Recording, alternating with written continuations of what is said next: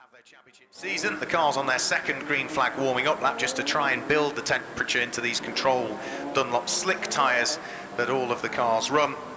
And with Jack Lang looking to try and, if he can, leap away in the lead it's the of the race. M25 down here, going around Graham Hill Bend. Everybody comes to an almost stop. It's yeah, rather slow, isn't it? Yeah, it is a bit. It's well, there's a lot of cars for a start, so it takes a little while. But to go around Graham Hill Bend at pretty much 2 miles an hour is, and quite right too. The front row of the grid has slowed things all the way down. Slowed things right down to a very much a walking pace to try and allow the tail enders to catch up. That's really the main problem. They've come to a stop. There we go. Everyone has stopped over at Clearways. So there's 7, 8, 9 cars or so that have all come to a complete stop over there. Bradley Ellis, is this usual? No, not really. I think it's just a concertina effect, isn't it, of why everyone going slow. There's a lot of them. Yeah, and everyone's trying to do a couple of practice starts, and it's just it's going to really affect the front few rows because they got onto the grid quite early. I don't want to be waiting there for too long. Well, fortunately that wait is almost coming to an end now because the last few cars are just coming around Clark Curve, about to get things underway. Bradley Ellis, he never fails to get excited before the start of the race. He's got a connection with Mark Richards on the inside of row 2. He's looking after him, and he's a good tip apparently from Bradley. I believe Bradley. Here we go. We're about to get racing underway. Yeah, let's wait and see because the final row of the grid is coming into position now. Steve Burgess leads the championship coming into this weekend from Mark Richards, and well, we find Steve Burgess on the third row of the grid, Mark Richards on the second row of the grid. The green flag's been waved at the tail end of the field. The red light is about to come on any second now, which it does. Jack Lang on pole position, the green car of Tony Wells alongside. A little bit of creeping from Brian Caldwell. Tony Wells gets nowhere when the lights go out.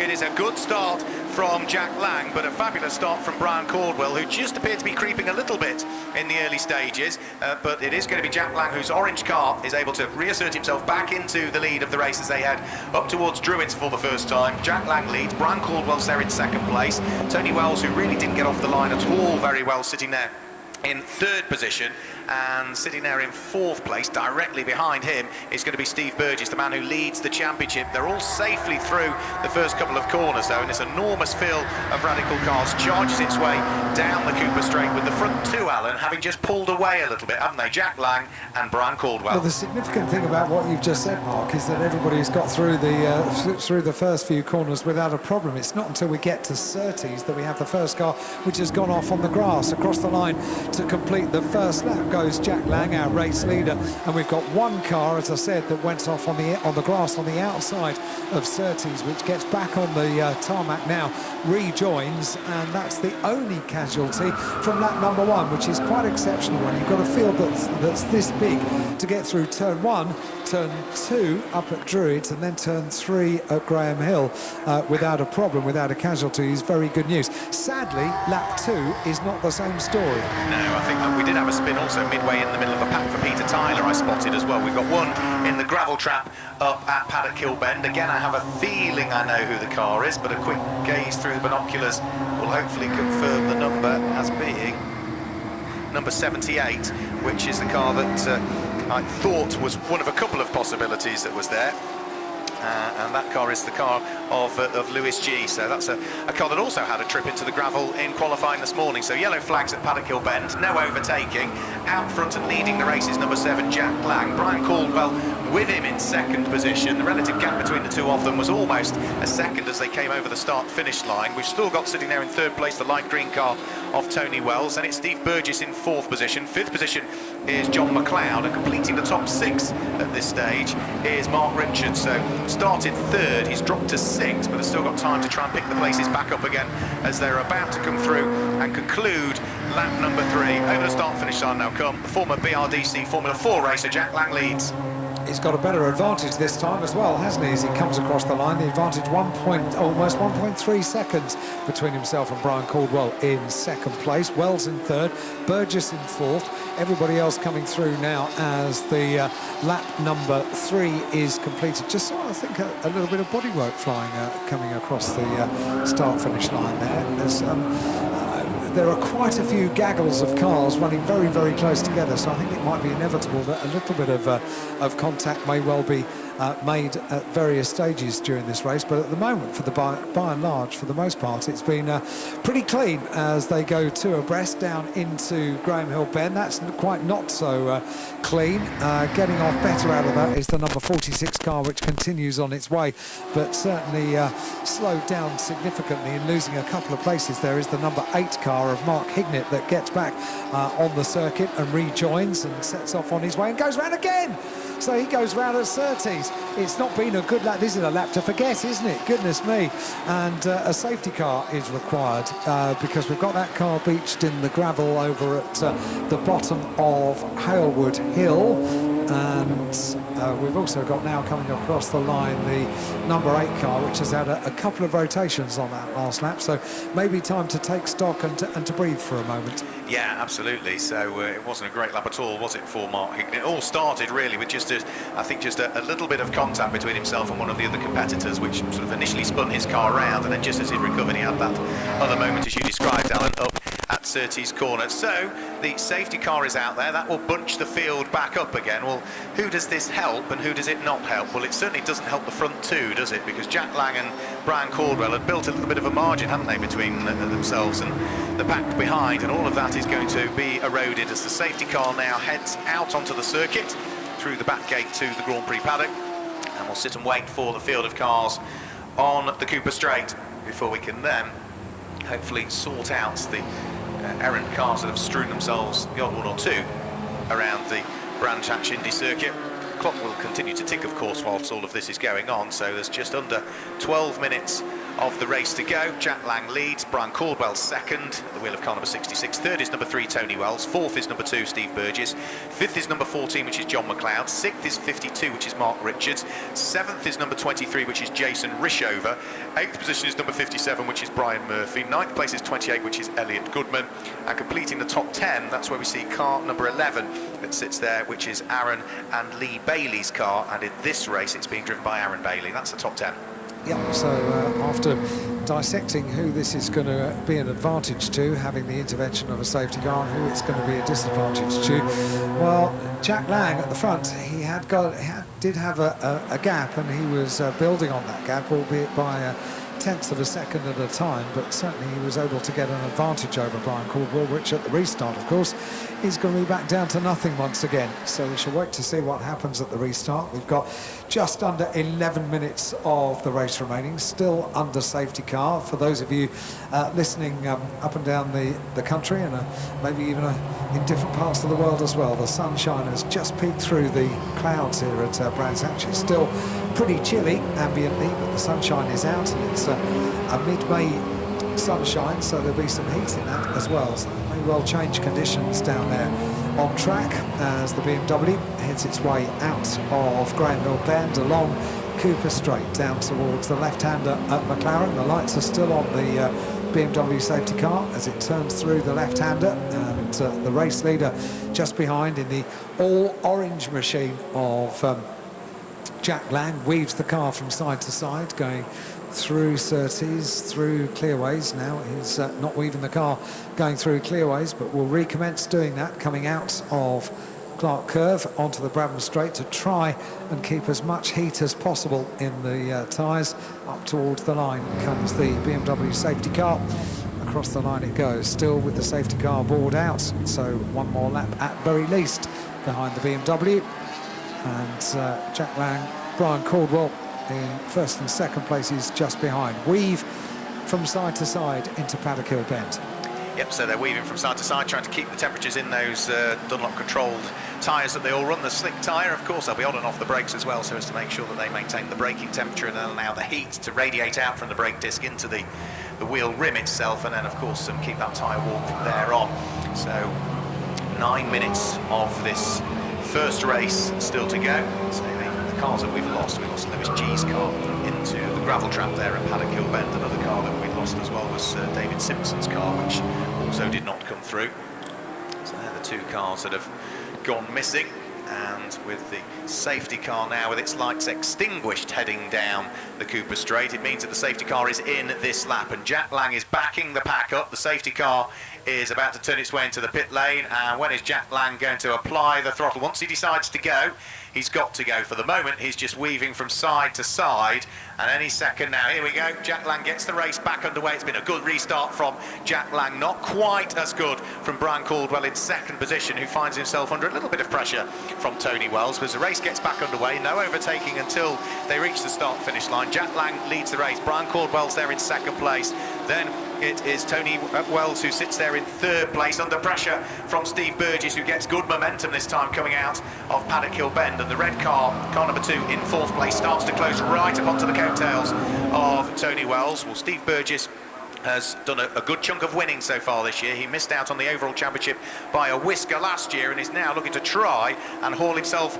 into the podium places here, hot on the heels of the green car of Tony Wells that sits there in third place at the wheel of car number 3, but Steve Burgess can't pick his pocket just as yet, Alan. Yeah, good battle for third place, a good battle also for fifth place as well, and the race leader has been able to maintain an advantage after the restart, hasn't he? He comes across the line now, to lead by a margin of 0.7 of a second over Caldwell in second place, and then Wells and Burgess still contest that third place, although Burgess closes up under braking on the run up towards Druids. Around the corner they go. Is he setting himself up for a challenge down at Graham Hill Bend? No, slots in behind once again, so still there in fourth place is the 3-time race winner. Down the Cooper Straight, down towards the left-hander at Surtees they go.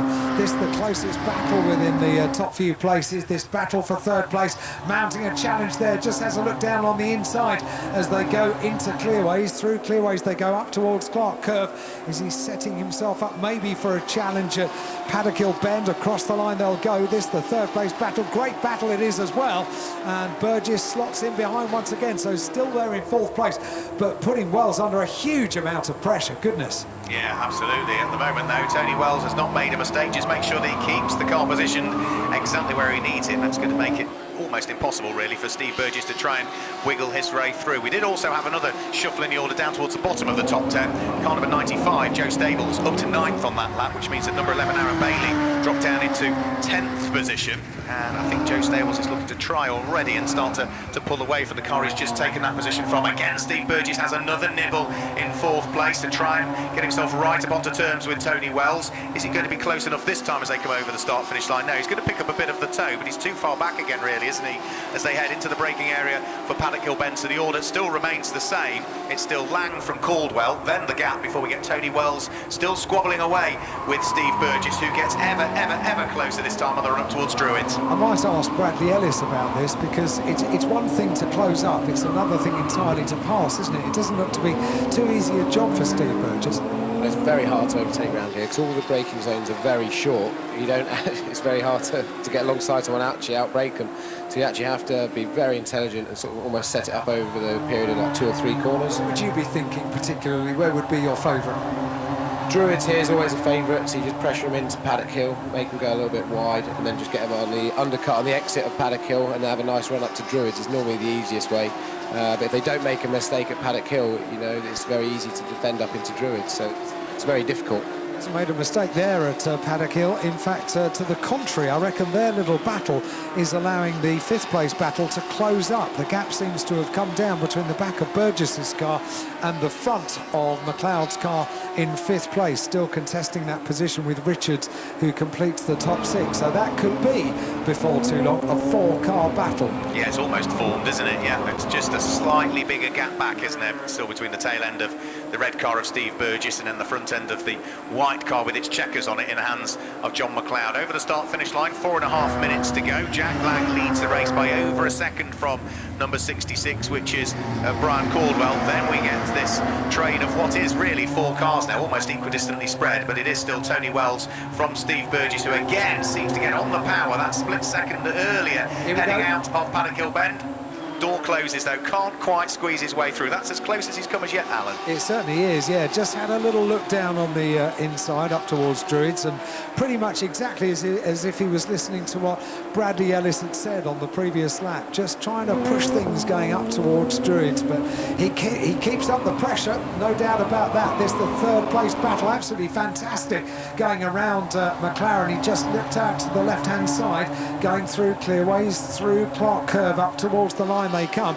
This the third place battle, top two positions unchanged, and the gap between the top two, let's just keep an eye on the third place battle, and the gap almost 2 seconds now, 1.9 seconds between Lang and Caldwell in first and second places. In amongst the traffic they're going to be fairly soon. They've got 3 minutes and 28 seconds of the race remaining, but this absolutely fantastic battle for third place is what really is capturing our attention as they come through Graham Hill Bend, all over the curbs coming out of the corner. That's how hard they're pushing. Burgess maybe using a bit more curb on the exit than the third place car as they head through McLaren once again up towards Clearways.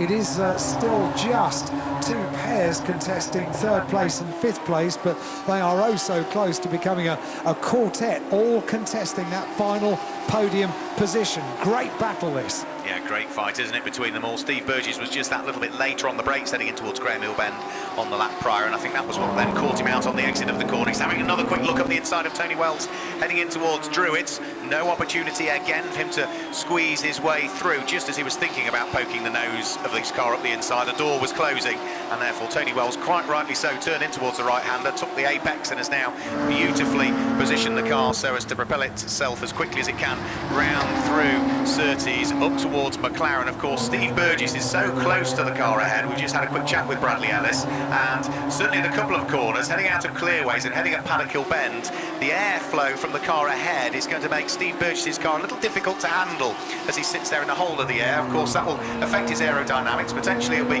affecting the tyres as well. It's easier for the car to wash out that little bit wide, but for the moment he's going very well indeed. Order still remains the same. Jack Lang leads, Brian Caldwell second, and then Wells, Burgess, McLeod and Mark Richards in that four-car squabble. Yeah, but I get the feeling that somebody like Bradley Ellis is quite happy if the car's unsettled, because he can Dr. drift it around the next corner. That's what he's well known for doing. Yeah, a little smile on his face. He knows what I'm talking about.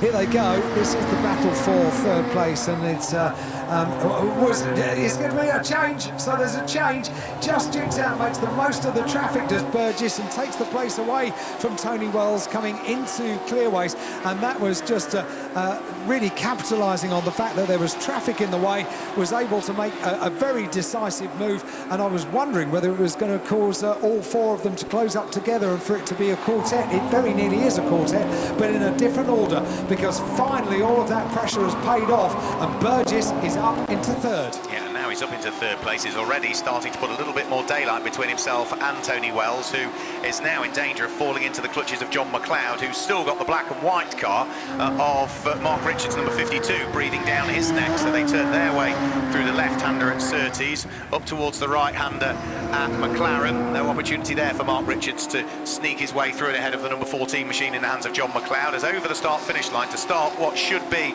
the final lap of the race goes Jack Lang, leading by 1 3/4 seconds from Brian Caldwell.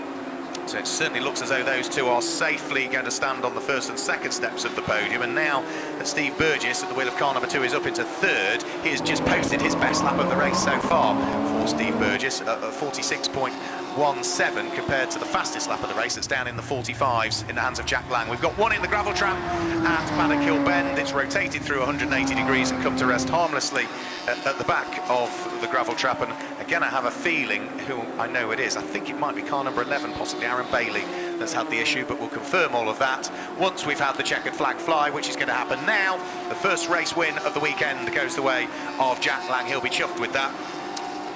Brian Caldwell comes through in second position. Steve Burgess is there in third place. Tony Wells is in fourth position, just ahead of John McLeod, who finishes in fifth place, chased all of the way to the start-finish line by Mark Richards, who completes the top 6. Cheers, Bradley. Seventh place goes the way of car number 95, which is Richard Stables. Eighth position is number 23, Jason Rishover. Ninth place is Aaron Bailey, so it's not the car on the gravel track there at Paddock Hill Bend. Completing the top 10 is car number 28, which is Elliot Goodman. That gives you the order of the top 10. The car that's in the gravel is Brian Murphy's car number 57, that's gone into the gravel trap there at Paddock Hill Bend. So Jack Lang claims the win. We saw Jack finish on the podium in the middle of the two races at Snetterton. He's had what so far in the championship, 2 fifth places and 1 third place, but that is his first race victory in the Radical Challenge this year, and as he's new to the championship this year, well, of course it will be his first race win in a Radical as well. So the cars will make their way down towards the bottom of the pit lane, and Alan Hyde will be on hand, ready to receive our drivers, and it's going to be a very wide smile, I would imagine, on the face of Jack Lang. Here we go. One is Steve, after working hard during that race. Looking forward to having a chat to them, and all three of them are here. And who's going to make the presentation, Joe? Amanda Abbott is going to make the podium, championship coordinator. So, Amanda, onto the podium, if you please. There we go. We just undo the door at the rear of the podium and get the drivers onto the podium in reverse order. In third place, Steve Burgess. What a race it was. Really putting the pressure on. Kept us enthralled race long to take that third place. And there's the bottle of bubbly. In second place, Brian Caldwell onto the podium. Well done, Brian. Congratulations. Onto the second step of the podium he will go. And then we're going to have a very happy first-time race winner, Jack Lang, on the top step of the podium. Well done, Jack. Congratulations. Gets a big cheer from over the other side of the circuit. Gets his I Love Brazil champagne as well. Well done, guys. Are we having photographs over there? We are. So bunch up together maybe on the top step of the podium. We could get a nice tight picture of all three of you. That's it, front and centre. Big smiles. And I'm pretty sure they're not going to spray the champagne. They'll save that for a little bit later on. Jack, let's pop down and have a chat to me if you would.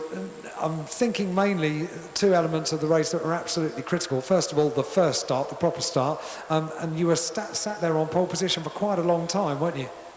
Yeah, just need to get tyres as warm as possible, get the rears warm, and just waiting for everyone to get on the grid, and then got so much wheel spin at the start, and Brian nearly got me off the line.